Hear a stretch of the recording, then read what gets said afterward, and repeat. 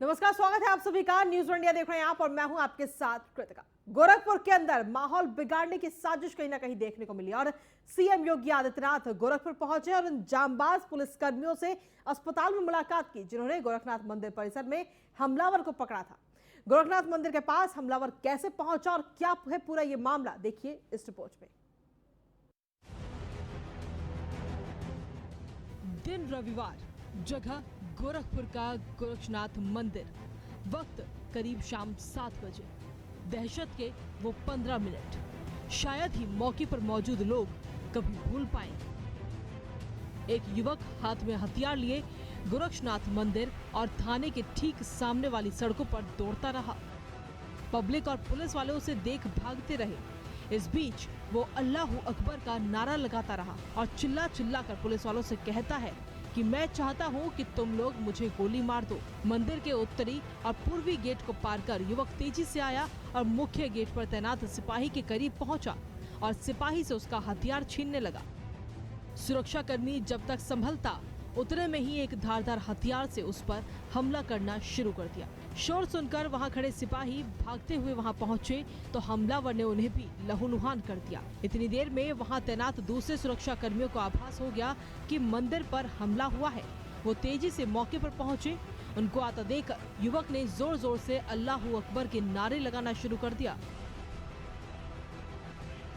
कड़ी मशक्कत के बाद सुरक्षा कर्मियों ने मंदिर के साइकिल स्टैंड के पास उसे दबोच लिया। मामले की जानकारी हुई तो पुलिस के आला अधिकारी भी वहां मौके पर पहुंचे। हमले के दौरान घायल युवक और सुरक्षा कर्मियों को अस्पताल में भर्ती कराया गया। जांच पड़ताल में पता चला कि युवक का नाम अहमद मुर्तजा है और वो गोरखपुर का ही रहने वाला है। उसने IIT मुंबई इंजीनियरिंग की है। हमलावर के पास से धारदार हथियार, पेन ड्राइव, लैपटॉप और हवाई जहाज का टिकट भी बरामद किया गया। वहीं हमले को लेकर ADG law and order Prashant Kumar का कहना है कि अब तक जो भी दस्तावेज मिले हैं वे बेहद सनसनीखेज हैं। अब तक की जांच के आधार पर इस बात से इनकार नहीं किया जा सकता है कि यह आतंकी हमला नहीं है।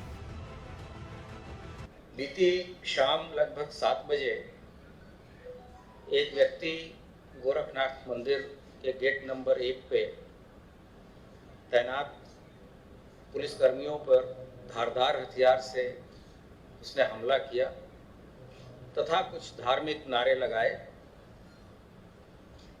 उसके अटैक से 2 जवानों को गंभीर चोटें आई हैं,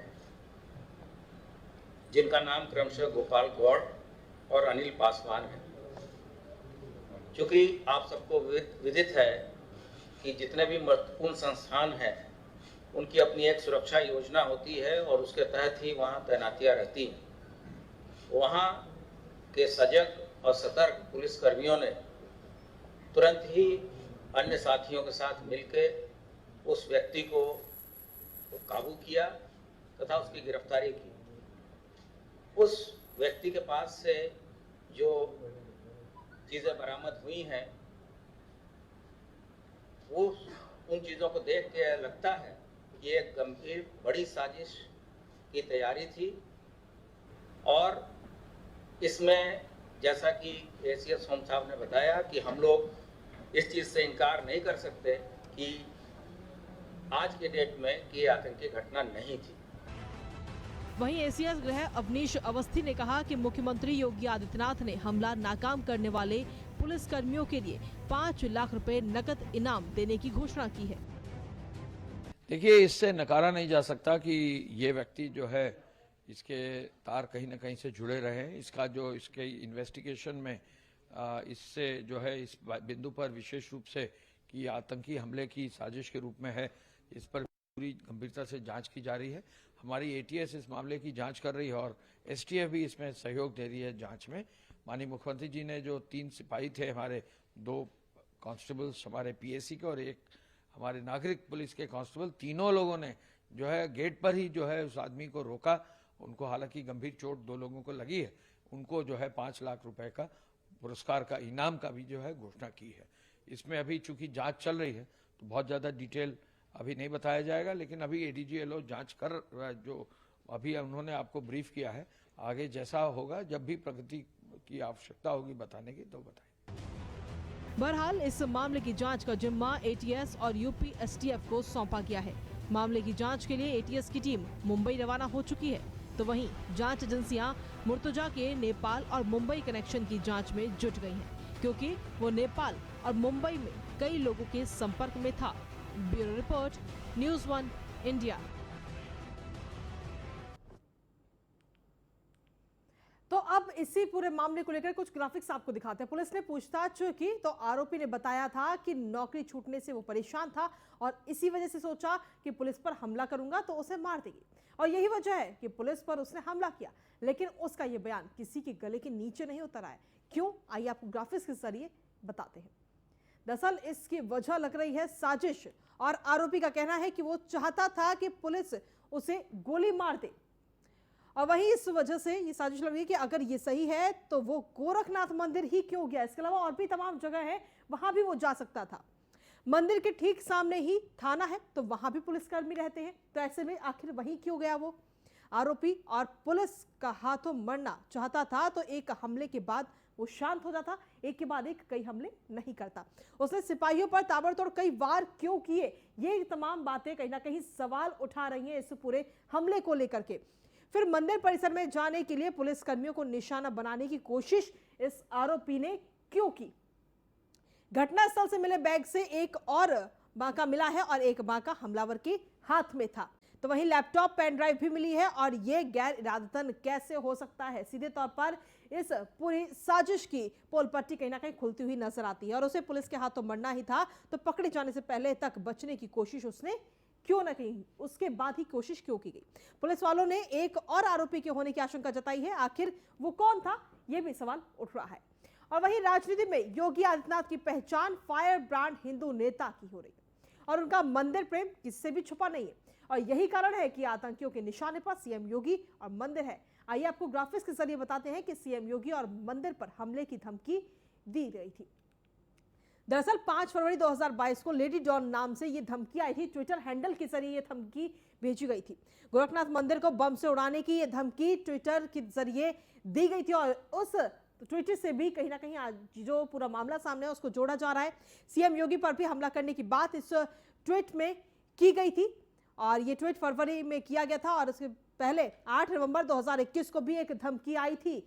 उसके बाद में अगर बात करें तो पीएम मोदी सीएम योगी को बम से उड़ाने की धमकी नवंबर में भी दी गई थी। तो आखिर निशाने पर सीएम योगी क्यों हैं और गोरखनाथ मंदिर क्यों है, वो आपको बता रहे हैं। 1 अप्रैल 2020 को भी सीएम योगी को जान से मारने की धमकी दी गई थी। इसके अलावा यूपी पुलिस कंट्रोल रूम के व्हाट्सएप पर एक शख्स ने चैलेंज किया था, सीधे तौर पर अगर देखा जाए, जिसमें 4 दिन में जो कर सकते हो कर लो, योगी को मई 2020 में बम से उड़ा देंगे, ये चैलेंज किया गया था व्हाट्सएप के जरिए, और पुलिस को ये व्हाट्सएप मैसेज आया था। और इस मामले में लखनऊ के गोमती नगर में केस भी दर्ज हो रखा है। तो ग्राफिक्स पे नजर आ रही, तो मंदिर में सिर्फ आस्था ही नहीं बल्कि हजारों लोगों का जीवन जुड़ा हुआ है, और ऐसे में गोरखपुर परिसर में हुए हमले के बाद देश के हाई प्रोफाइल मंदिरों की सुरक्षा बढ़ा दी गई है। इसी पर देखिए ये रिपोर्ट।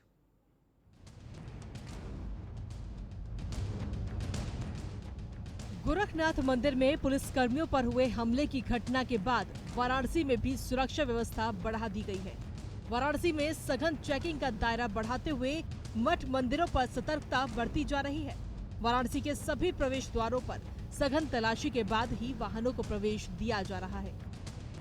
वरिष्ठ पुलिस अधिकारियों समेत स्थानीय खुफिया एजेंसियों के लोग भी कड़ी निगरानी में लगे हुए हैं। तो वहीं गोरखनाथ मंदिर परिसर में सुरक्षा कर्मियों पर हुए हमले को अखिल भारतीय संत समिति के महामंत्री स्वामी जितेंद्रानंद सरस्वती साजिश बता रहे हैं और इसकी गहनता से जांच की मांग की है। ये मोहम्मद मुर्तजा गोरखपुर गोरखनाथ मंदिर परिसर में जो हथियार लेकर के घुसा, ये आईआईटी मुंबई का पास आउट है। आप कल्पना कर सकते हैं इसकी बैग से अगर एयर टिकट और भी कई सामान बरामद हुए हैं तो ये क्या है। हमारा मानना है कि ये सुनियोजित तरीके से पूरे उत्तर प्रदेश में चुनावी पराजय को न पचा पाने के कारण उत्तर प्रदेश को दंगे की आग में झोंकने के लिए मुसलमान किसी हद तक जाएगा, ये उसकी साजिश है। और इस आतंकवादी साजिश का एक मुहरा मात्र है मुर्तजा। वहीं मिर्जापुर के विंध्यावासिनी धाम के संपूर्ण मेला क्षेत्र में संदिग्धों पर नजर रखी जा रही है। पुलिस के सभी दस्तों को विशेष अलर्ट पर रखा गया है। बस अड्डों पर सघन चेकिंग अभियान चलाया जा रहा है। जिला प्रशासन की ओर से बताया गया है कि संपूर्ण मेला क्षेत्र में संदिग्धों पर नजर रखी जा रही है। नवरात्रि का मेला चल रहा है और मां विंध्यवासिनी की इस नगरी में काफ़ी भीड़ है। आप देख रहे हैं स्टेशन पर, रोडवेज पर काफ़ी भीड़ है और संवेदनशीलता भी रहती है और तमाम चीज़ों का जो हम लोगों को आशंका सूचनाएं रहती हैं उसके आधार पर चेकिंग करना आवश्यक है, ताकि जो लोग इतनी भीड़ भाड़ में आ रहे हैं और माँ का दर्शन करने आ रहे हैं सुरक्षा व्यवस्था सुनिश्चित कर सकें। बाकी हमारा दायित्व भी है चेक करना बराबर, और जो इनपुट्स मिलते रहते हैं उसके आधार पर भी हम चेकिंग कर रहे हैं। यानी गोरखपुर मंदिर परिसर में सुरक्षा कर्मियों पर हुए हमले के बाद देश में सभी अहम मंदिरों पर सुरक्षा व्यवस्था बढ़ा दी गई है। मंदिर से सिर्फ आस्था ही नहीं अपितु हजारों लोगों की सुरक्षा से जुड़ा मुद्दा है। इन दिनों रामनवमी का मेला भी चल रहा है और ऐसे में सरकार पर प्रशासन इस हमले के बाद सुरक्षा को लेकर कोई कोताही नहीं बरतना चाहता। Bureau report, news 1 India.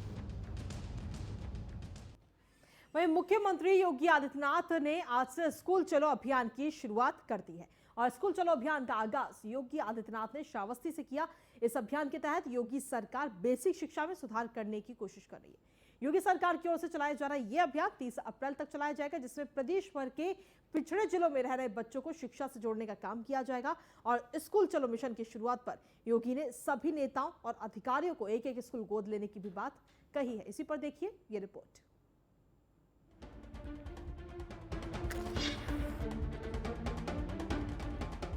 UP में लगातार शिक्षा व्यवस्थाओं पर उठ रहे सवालों को ध्यान में रखते हुए सीएम योगी अब एक्टिव हो गए हैं।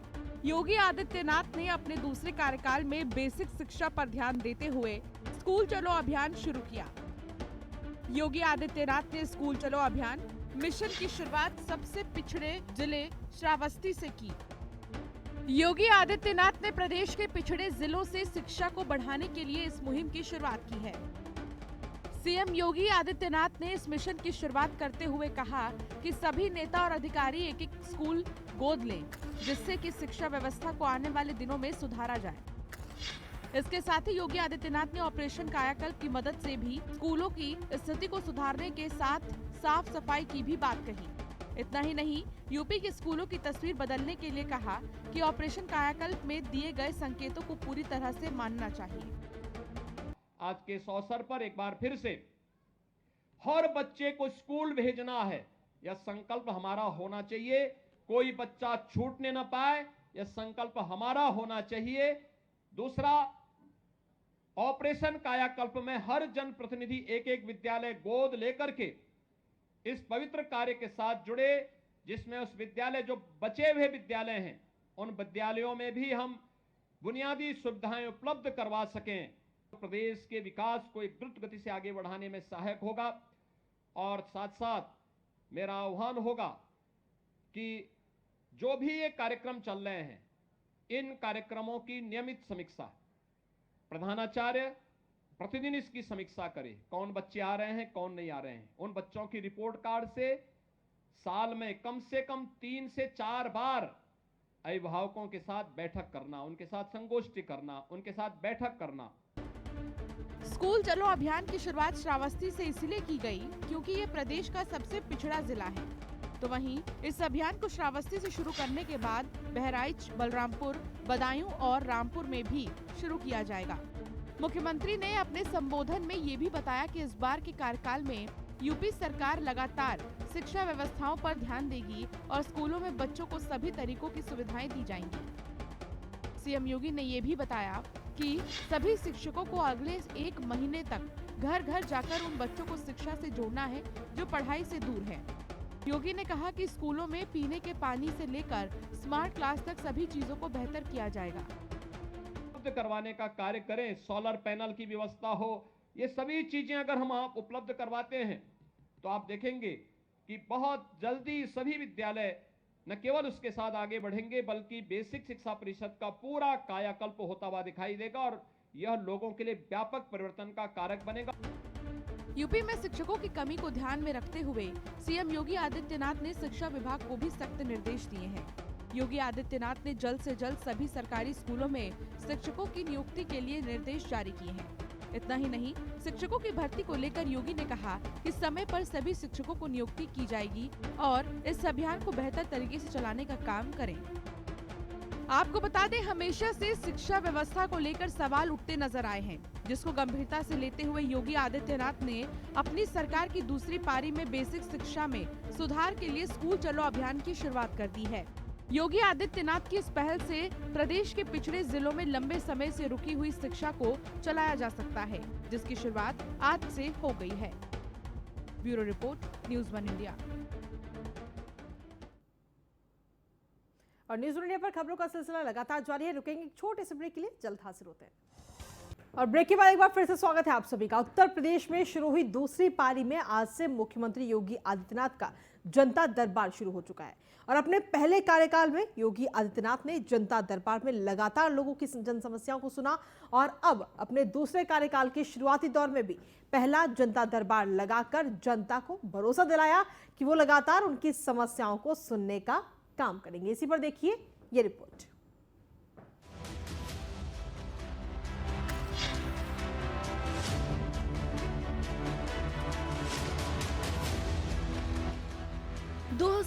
में प्रचंड जीत हासिल करने के बाद एक बार फिर योगी आदित्यनाथ जनता के बीच अपना भरोसा बनाने में लगे हुए हैं।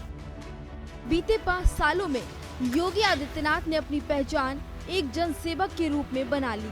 लगातार बीते कार्यकाल में जनता के लिए सेवा करते हुए अपने दूसरे कार्यकाल में भी एंट्री मारते हुए काम शुरू कर दिया है। ये जनसेवा सीएम योगी आदित्यनाथ लंबे समय से करते आ रहे हैं, जिसकी शुरुआत योगी आदित्यनाथ ने एक बार फिर से बतौर मुख्यमंत्री की है। योगी ने अपने दूसरे कार्यकाल में पहली बार जनता दरबार लगाया। दूसरी बार प्रदेश के मुख्यमंत्री बनने के बाद योगी आदित्यनाथ ने लखनऊ स्थित अपने आवास 5 कालिदास मार्ग पर जनता दरबार का आयोजन किया। हालांकि सीएम योगी के स्कूल चलो अभियान में व्यस्त होने की वजह से उन्होंने इसकी जिम्मेदारी अधिकारियों और राज्य मंत्री को सौंपी है। सीएम योगी ने अपने पहले कार्यकाल में लगातार जनता दरबार लगाया, जिसमें वो लगातार लोगों की शिकायतें सुनते थे और तुरंत उनकी समस्याओं का निवारण करने का काम करते थे। सीएम योगी आदित्यनाथ की खास बात ये है कि वो जब अपने आवास पर होते हैं तो खुद ही आम जनता की समस्याओं को सुनते हैं, लेकिन जब वो आवास पर मौजूद नहीं होते तो उस दौरान अपनी जिम्मेदारी किसी मंत्री या संबंधित अधिकारियों को सौंप देते हैं। अगर योगी आदित्यनाथ की जनता दरबार की बात की जाए तो उन्होंने इसकी शुरुआत मुख्यमंत्री बनने के बाद नहीं की, बल्कि वो जब बतौर सांसद काम करते थे तब भी जनता दरबार का आयोजन करते थे। गोरखपुर में एक सांसद के रूप में जब योगी आदित्यनाथ ने काम किया तब भी योगी अपने आवास पर जनता दरबार लगाकर लोगों की समस्याओं को सुनते थे और उनका निवारण करते थे। उस समय योगी आदित्यनाथ अपने लोकसभा क्षेत्र में जनता के लिए काम करते थे। ऐसे ही जब उनकी राजनीतिक यात्रा मुख्यमंत्री की तरफ बढ़ी तो उन्होंने जनता दरबार को खत्म नहीं किया, बल्कि उस दरबार को लखनऊ तक लेकर आए। पहला कार्यकाल खत्म करने के बाद अब अपनी दूसरी पारी में भी योगी आदित्यनाथ ने अपने आवास पर फिर से जनता दरबार लगाना शुरू कर दिया है। Bureau report, news 1 India. तो यूपी सरकार में लगातार अपने दूसरे कार्यकाल में एक्टिव नजर आ रही है और मुख्यमंत्री से लेकर कैबिनेट मंत्री तक हर कोई रोजाना जनता के बीच नई योजनाएं लेकर जा रहे हैं। प्रदेश के तमाम मुद्दों को ध्यान में रखते हुए कैबिनेट मंत्री धर्मपाल सिंह ने न्यूज़ 1 इंडिया से खास बातचीत की और कैबिनेट मंत्री धर्मपाल सिंह ने न्यूज़ 1 इंडिया से इस दौरान क्या कुछ कहा है, आपको सुनवाते हैं। हमारे साथ हैं उत्तर प्रदेश सरकार के वरिष्ठ मंत्री धर्मपाल सिंह, और इस बार की अगर हम बात करें तो उनके पास 6 विभाग हैं, चाहे वो राजनीतिक पेंशन हो, पशुधन हो, दुग्ध विकास हो, राजनीतिक पेंशन और उसके अलावा अल्पसंख्यक कल्याण, हज, वक्फ जैसे 4 नागरिक सुरक्षा। मंत्री जी, ये विभाग आपके पास हैं, इसमें बहुत महत्वपूर्ण विभाग हैं। सबसे पहले तो हम आपको न्यूज़ 1 इंडिया की तरफ से बधाई और शुभकामनाएं देते हैं। और मंत्री जी, किस तरीके से इन विभागों को देखते हैं, क्या मानते हैं 100 दिन का रोड मैप जो आप तैयार कर रहे हैं, क्या चीजें प्राथमिकता होंगी? आपके चैनल को हमारी ओर से शुभकामनाएं। आज हमने पहली बार चार्ज ग्रहण किया है, आज बैठे हैं, तो न्यूज वन इंडिया के माध्यम से प्रदेश की जनता को हम एक संदेश देना चाहते हैं। हम जनता का भी सहयोग चाहते हैं। हमारे लिए बहुत चैलेंज भरा विभाग मिला है, क्योंकि संपूर्ण उत्तर प्रदेश में छुट्टा आवारा पशुओं की समस्या है, और ये समस्या दोनों के सामने है। किसान के सामने भी समस्या है और पशुओं के सामने भी समस्या है। पशु भी एक धन है। किसान का जब बैल मर जाता था तो पूरा घर रोता था, परिवार रोटी नहीं खाता था। आज प्राथमिकताएं बदल गई हैं। किसान जब गाय दूध देती है तब तक रखते हैं, और दूध नहीं देती है तो छोड़ देते हैं। तो इस मानसिकता को भी बदलना पड़ेगा। और समस्याएं दोनों के सामने मैंने बताई नहीं। किसान यदि अपनी खेती को ठीक ना रखे तो उसके बच्चे क्या खाएं, इसलिए ठीक रखना है। गायों छुट्टा पशुओं से भी दूर रखना है। और छुट्टा पशुओं के भी सामने समस्या है, यदि वो किसानों के खेत में खाने ना जाए तो फिर क्या करे। तो दोनों की समस्या का हम शीघ्र निराकरण करेंगे और एक का निर्माण करेंगे ताकि इनको रखा जा सके, व्यवस्थित किया जा सके।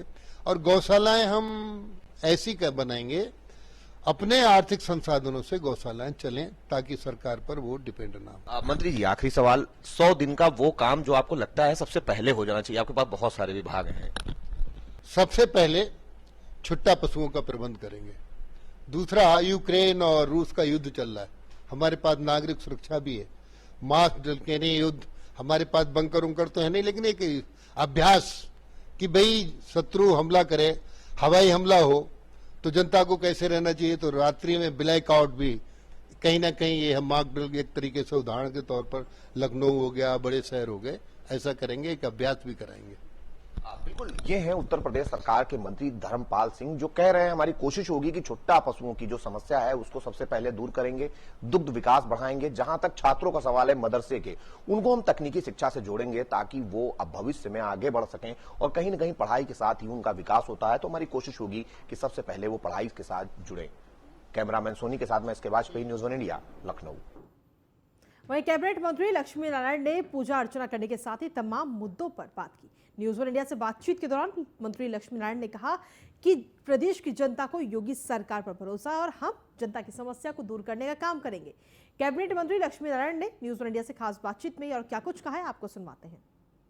मुख्यमंत्री योगी आदित्यनाथ दोबारा भरोसा जताया है चौधरी लक्ष्मी नारायण जी पर, अपने कैबिनेट मंत्रालय में जगह दी है और कैबिनेट मंत्री बनाया है। हमारे साथ मौजूद हैं चौधरी लक्ष्मी नारायण जी। मंत्री जी, आपका स्वागत है। और मंत्री जी, आपको दोबारा मंत्री में मंडल में जगह दी है, गन्ना मंत्रालय दिया गया है। अब की बार किसानों के लिए क्या समस्याओं को दूर करेंगे? देखिए, मेरा मानना है जब जहाँ संवादहीनता होती है वहाँ समस्याएं पैदा होती हैं। संवाद बने रहना चाहिए।